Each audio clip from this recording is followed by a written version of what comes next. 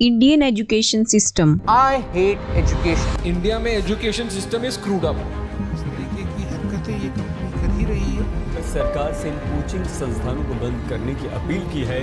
जो first rank ले आएगा, कोचिंग इंस्टीट्यूट्स ऐसे बैठे होते हैं, इसको मैं पकड़ूंगा, इसको मैं पकड़ूंगा, इसको। उसका नहीं हुआ सिलेक्शन, तुम उसको क्यों झूठी सांत्वना दे रहे हो? जब उसके अटेम्प्ट्स खत्म हो जाते हैं तो बिल्कुल एक टूटा हुआ इंसान बनकर निकलता है उस प्रक्रिया से। बहुत बच्चे अपने घर को छोड़कर, अपने माँ बाप को छोड़कर, फैमिली को छोड़कर बाहर शहरों में कोचिंग के लिए जाते हैं ताकि अपना करियर बना सकें, लेकिन वो ये नहीं जानते कि वो अपनी लाइफ खुद डिस्ट्रॉय कर रहे हैं। जिस सिस्टम पे भरोसा करके वो अपनी लाइफ में चांस ले रहे हैं वो तो एक हेवन है जिसे इंडियन एजुकेशन सिस्टम बोला जाता है। एक मामूली चाय बनाने वाला 10th फेल डॉली आज करोड़ों की गाड़ियों में घूमता है, यहाँ तक कि उसे माइक्रोसॉफ्ट के फाउंडर बिल गेट भी मिलने तक आ जाते हैं। The co-founder of Microsoft and a philanthropist, Bill Gates recently shared a video where he was seen enjoying a cup of tea with Nagpur's famous Dolly Chaiwala. Vada pav girl जो कि एक ही साल में फेमस हो जाती है, आज वो मस्टैंग गाड़ी में वड़ा पाव बेचने के लिए आती है। लेकिन क्या हमें एक नौकरी तक भी मिल पा रही है? ये करोड़ों की कारों में घूमते हैं, करोड़ों के घर में रहते हैं और जो इतना पढ़ता है, दिन रात मेहनत करता है, अटेंडेंस मेंटेन करता है, डेली होमवर्क करता है, चीज़ों को मेमोराइज रखता है, उसे तो सिर्फ 15 से 20 हज़ार तक की नौकरी ही मिल पा रही है। करोड़ों का घर तो अभी दूर की बात है। कांग्रेस सरकार का कहना है देश में बेरोजगारी दर 9.2% पर पहुंच गई है, युवा परेशान है, नौकरी के लिए भटकने तक को मजबूर है। लेकिन नरेंद्र मोदी को इन युवाओं की परेशानी ना तो दिखाई दे रही है और ना सुनाई दे रही है।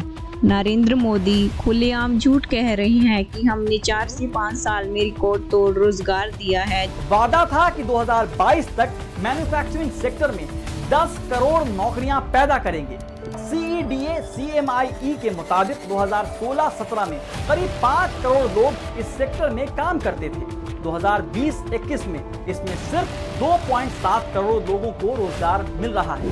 यानी कहां हम मेक इन इंडिया के जरिए मैन्युफैक्चरिंग सेक्टर में 2 गुना रोजगार पैदा करना चाहते थे, हो गए आधे। आइए जानते हैं how Indian education system destroy our life. बच्चों के मन में छोटे होते ही फील कर दिया जाता है कि तुम्हें या तो डॉक्टर बनना है या फिर इंजीनियर। डॉक्टर के लिए उन्हें मेडिकल चूज़ करनी है और इंजीनियर के लिए नॉन मेडिकल स्ट्रीम, क्योंकि हमारी सोसाइटी में, समाज में बच्चे यही तो कर रहे हैं। अगर किसी बच्चे का इंटरेस्ट पढ़ाई में नहीं होता तो उसे ताने सुनाए जाते हैं। पेरेंट्स खुद अपने बच्चे का जीना मुश्किल कर देते हैं। ये तेज दिमाग हजार ख्याल बुन रहा है रंगों में, आपकी और मेरी काबिलियत से कहीं आगे। लेकिन इसका फायदा क्या है? इसमें फायदा क्यों ढूंढ रहे? तो और क्या ढूंढूं? क्या बनेगा बड़ा होकर? कैसे बराबरी कर पाएगा इस दुनिया के साथ? क्या सारी उम्र में उसे घर पे बैठ के खिलाता रहूंगा? लेकिन क्या कभी एक बार भी बच्चे की सुनी? बच्चे पर अपना फैसला थोप दिया। बच्चे को ना चाहते हुए भी पढ़ना ही पड़ता है। लेकिन मेरा एक सवाल है आपसे, क्या पढ़ने के बाद जॉब 100% मिलेगी? तो इसी सवाल पे पेरेंट्स का जवाब एक ही होता है कि अगर मेहनत करोगे तो ज़रूर मिलेगी। लेकिन इनका क्या, इन्होंने तो की थी मेहनत। जिंदगी में सर पढ़ते गया, डिग्री लेते गया। मैंने 3 सब्जेक्ट में पोस्ट ग्रेजुएट किया, बीएड किया, सीटेट क्वालिफाइड है, नेट क्वालिफाइड है सर। मैंने बहुत मेहनत किया। मेहनत के साथ मैंने क्या नहीं सेक्रीफाइस किया। मैं 2 साल से घर भी नहीं गया हूँ आज तक। दुख है सर, क्या बोलूँ। मैं अपने दुख और पीड़ा को किसी पर सामना नहीं कर सकता हूँ सर।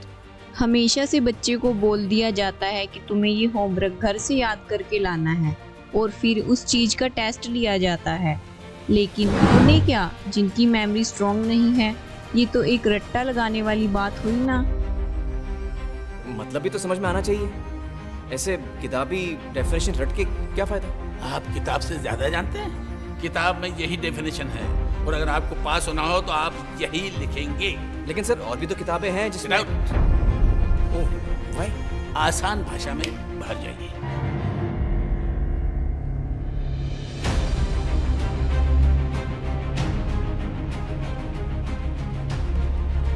Idiot.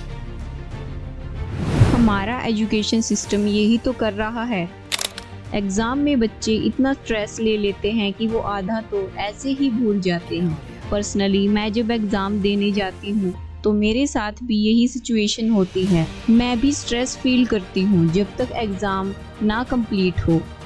अगर मैं आपको रियलिटी बताऊँ तो ये इंडियन एजुकेशन सिस्टम अंग्रेज हमारी कंट्री में लेकर आए थे। उनका मेन मोटिव था कि हम एक ऐसा सिस्टम बिल्ड करें जिसे इंडियन बिना सवाल किए हमारी बात माने और फैक्ट्रीज में काम करने के लिए रेडी हो जाएं। इसके आने से पहले हमारी एजुकेशन गुरुकुल में होती थी, जहां सभी स्टूडेंट्स को इक्वली ट्रीट किया जाता था। अगर हम आज स्कूलों में देखें तो टीचर उस बच्चे को इंटेलिजेंट मानता है जिसे रट्टा लगाना आता है, और जिसे नहीं आता उसके साथ बुरा बिहेव करता है। अब तो इस एजुकेशन सिस्टम को ख़त्म करके न्यू बिल्ड करना ही चाहिए। इसके लिए गवर्नमेंट को अपनी पॉलिसीज़ बदलनी पड़ेंगी। उन्हें एजुकेशन के मीनिंग के ऊपर स्ट्रेस देना पड़ेगा, जो रटने पे नहीं बल्कि समझने पे ध्यान दे। हमें एक ऐसे सिस्टम की नीड है जो हमारे देश के भविष्य जो कि बच्चे हैं उन्हें क्वालिटी एजुकेशन दे सके, ना कि क्वांटिटेटिव एजुकेशन। और इस दुनिया में सभी को अपने अपने घरों में टॉपर्स और रैंकर्स उगाने हैं। हर किसी को अव्वल नंबर चाहिए। डॉक्टर, इंजीनियर, मैनेजमेंट, इससे कम तो बर्दाश्त ही नहीं। 95.5%, 99.6%, 95.7%, इससे कम तो गाली के बराबर। क्यों?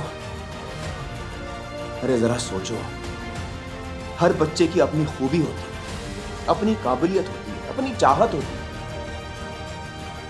लेकिन नहीं, हर उंगली को खींचकर लंबी करने में लगे हैं सब। लगे रहो, चाहे उंगली क्यों ना टूट जाए।